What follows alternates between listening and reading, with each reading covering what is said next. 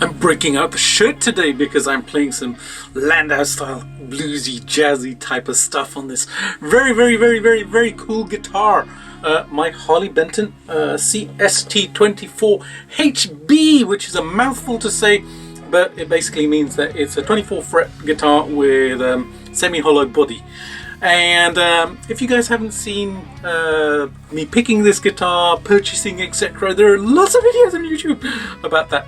So I am going to link them somewhere up here or in the description box, and it'll be up here somewhere. You can go check them out. This is a really lovely guitar. I have had so much fun playing this guitar. You know, this costs like 222 euros, and for the money, it is fabulous. It is absolutely fantastic. I'm really enjoying the tones out of this guitar. Now, It does have a lot of plus points. There are some kind of, I wouldn't say minus points, but some points which are going to be changed. Yeah, so I am going to battle with this guitar. I've already got another set of pickups to install and locking tuners. And you guys knew I was going to do that. I know you did. Well, you guys who regularly watch my channel, you know what I do to these guitars. But anyways, there were some tones from this guitar. Weren't they fabulous? You know, semi-hollow guitars are very rounded sounding, and so I wanted to do that whole kind of Michael Landau type of bluesy, jazzy type of stuff. And shout out for my student Mark, who actually sent me some tab with some Michael Landau stuff. We were learning some stuff at the moment, and that was one of the songs which you know, he has been checking out. And thank you, Mark. Thank you so much for that. Really appreciate it, because hey, the chords made it into this song. I told you I was going to use them. So I was listening to that stuff and I thought, you know what, this is the perfect guitar to actually try something like that and get that jazzy, bluesy kind of feel. Now this does do high gain as well, as you heard on the track. I did turn up the gain, and I have this nice row of Friedman pedals on my desk here, which kept me company throughout the recording of this track. You know, what I love about this guitar is the way it looks, the way it feels. The neck feels fantastic in the hand. You know, it's thinner than I thought it would be. Just really comfortable to play. You know, the back profile and stuff. And you know, the fretwork is okay. Now this is one of the things that I am going to do to the guitar. The frets feel scratchy in places, and they do need a polish. Tommen, you guys just need to polish it. Just put some lemon oil on the guitar and polish these frets up. It'll be fine. You know, it's nothing major. I think it's just kind of grit or dirt or whatever. They haven't just given it a final polish over. But I'm going to properly polish up the frets, get them really shiny, because they do look dull. And I'll see if I can give you some close-ups. You might not be able to see it there. Maybe you can. But they look dull, especially if you compare them to the pickups, which have nickel covers on them. The weight of the guitar is fantastic. It's really nicely balanced and stuff. And I like the headstock. I love the shape of the headstock. It's obviously been inspired by PRS guitars, and you know, they've done a good job. I think it looks pretty cool. You know, yeah. I like that double thing. The tuners on this guitar, they're just regular kind of, you know, tuners, but they are really good. I've found this tuning stability to be pretty good on these, and you know, these tuners are actually quite fine tuning, so I was able to tune up very precisely and very quickly. The action is beautiful on these, and again, for the price range, it was just excellent. The nut has been cut really beautifully, so you know, when I play the first fret here, it's literally string on the fret, and I'm not getting any buzz or anything. I did have to adjust the action when I got the guitar, because it was high, especially at the upper frets, and that meant basically loosening off the strings and lowering the bridge here. I did find that the bridge was a little bit difficult to lower and raise, because the screws are actually quite stiff, and they seem to get stuck on the saddles when the flat part here is actually kind of, you know, pointing down at the saddle. I'm going to check that out when I take the strings off. Now the strings on this guitar are Diodarios. I think they're a set of 10s. They don't feel very nice, to be honest. They feel okay, you know, they're playable and stuff, but I am going to get a really good set of strings on there. Where are my Dogal strings? I've got them somewhere. Here we go. Shout out for Dogal. These guys are fantastic. These are handmade in Italy, and they are fantastic to play, and I've been playing them for a while, so I wanted to give these guys a shout out because they're fabulous. Go and check them out. Dogal strings, D-O-G-A-L, and like I said, they're handmade. So they're going to go on here, which is going to make a big difference, because as I was playing the track, I was finding that, you know, I didn't like the feel of the strings.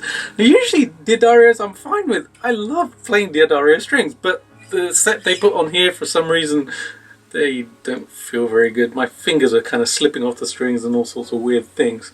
What else about the guitar? The pickups are pretty good, I'd say. They're okay. You don't need to change them necessarily. You can get some really good sounds. What I did find was that they do get a little bit muddy now and then, especially with high gain sounds. Bridge pickup does really good. It sounds fine. I could probably live with that.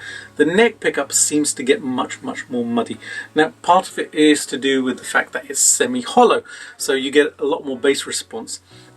So that's probably contributing to the overall. The sustain on this guitar is fabulous. It's excellent, absolutely excellent. If you haven't seen the little unboxing that I did and the playthrough that I did when I unboxed this guitar, then actually I'm just going to put the clip up so that you can see how much sustain this guitar has.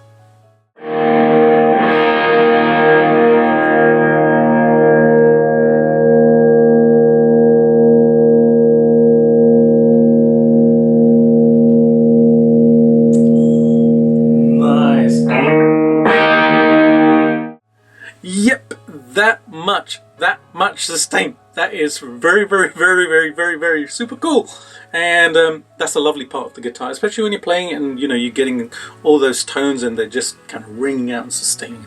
It's just beautiful. Really good. The pots seem to be okay and the switch works really well. The knobs are